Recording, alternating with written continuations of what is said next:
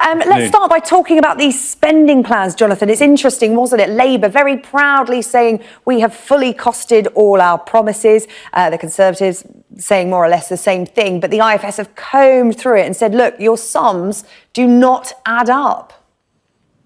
Well, it's perfectly reasonable of the IFS to be looking at what all the parties are saying and asking whether they are ensuring that the country will live within its means, which is what it should be doing. But what I find incredible about the Labour position in particular is that Labour published their manifesto, published their costings last week, and then after they'd done that, suddenly magicked out of the air £58 billion in order to compensate the WASPy women, which is money that they simply cannot account for. And Jeremy Corbyn really struggled when he was interviewed earlier in the week to explain how on earth he would conjure up this money. And, overall, yes, I think both parties are probably tempted to put the spending taps on. But the fundamentals here are that you have a Conservative Party which is continuing with an approach of a free market economy and a broadly low tax economy against a Labour Party whose leading light, the people wanting to be Prime Minister and Chancellor, are people who are on record as saying they want to see the overthrow of capitalism.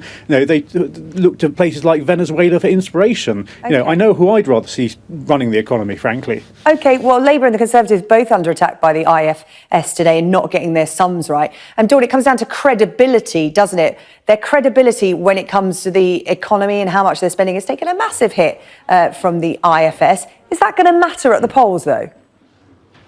I'm not sure it will. I think that a lot of people will look at what the IFS have said and see that they have attacked both Conservatives and Labour, but they will look at what both parties are promising. And, the IFS have called the Conservatives' manifesto a do-nothing manifesto, whereas, Labour are saying, look, after 10 years of austerity, we haven't actually improved the economy. What we have done is run down the NHS, run down our schools, run down every public service that people rely on. And the vast majority of people really want to see more investment in their local community. They want to see their lives get better, and they realise that that doesn't happen on an individual household level. It happens when you invest in public services, when you try and make a better economy and a better future for everybody by actually investing in the things that we use every day that improve our lives and make us more educated, keep us alive. Really invest in things like libraries, roads, especially the climate emergency, and actually try and make a better future for everybody rather than just a couple of individuals who might be swing voters. So I think Labour are pushing for a better future for absolutely everybody, make sure everybody has a good standard of living and access to things that they need. OK, it's interesting, isn't it? Because I said credibility to you there, Dawn, but I probably should have said honesty, Jonathan, because it's interesting. The IFS said it was highly likely the Tories would end up spending more than their manifesto pledges. Labour, it warned, would be unable to deliver its spending increases as it has promised. Neither party was being honest with voters, said the director of the IFS, Paul Johnson. That's a huge headache for voters heading to the polls 2 weeks today if no political parties are being honest with them. Look, the elections, you're always going to see claim and counterclaim from the parties and from observers about what parties are going to do or aren't going to do.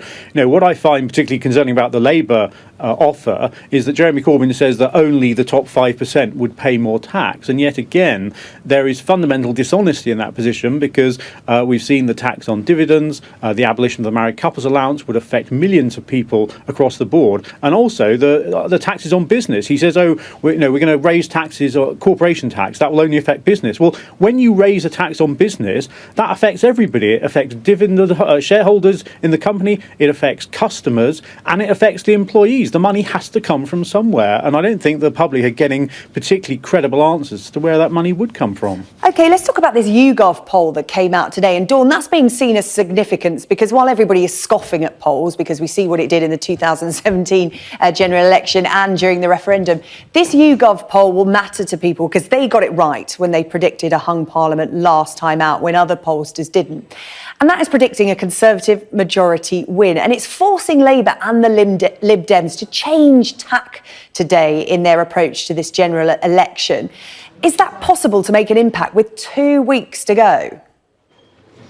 I think that at this point, with 2 weeks to go, anything could happen. Yesterday, we saw Labour, bringing out the 450-page document on UK-US trade deals. That will have a big impact, which won't be shown in the polls yet. And also, whenever I speak to pollsters, they say that they are still very, very concerned about the fact that they often got, a lot of things wrong in 2017, 2015. Pollsters are still really struggling to make sure that everything they do is correct. We've moved on from a period where people were purely polled via landline because that missed young people. It's still very difficult for pollsters to get through to people and also to actually adjust for things regionally. And a lot of pollsters are worrying that they're adjusting too much now and that things may still differ entirely. So I think with 2 weeks, everything is still to play for. All sorts of things could happen, and pollsters are still very, very nervous that even when they're nailing their colours to the mast, they still may be wrong. OK, Jonathan, final thought from you in these final 2 weeks. What should the parties be pushing? What do voters want to hear before they go to the polls on December the 12th? Well, look, at the end of the day, this is the Brexit election. It's been called in order to settle the Brexit question. The Conservatives are saying that they will get Brexit done if Boris Johnson gets a majority. You've seen the Lib Dems pushing their revoke Article 50, stop Brexit message. The poll last night suggests that hasn't gone very well for them because it would see them win a net gain of 1 seat.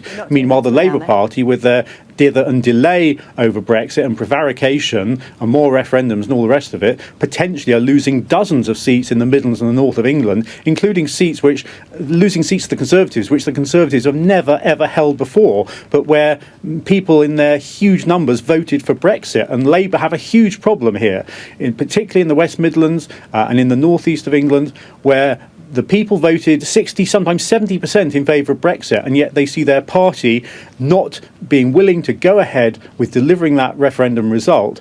And I think as a result, the Labour Party are going to really, really struggle at the polls in 2 weeks' time. Jonathan Isaby, the editor at BrexitCentral, and writer and author Dawn Foster, thank you very much for your thoughts on this general election campaign. As I've said, with just 2 weeks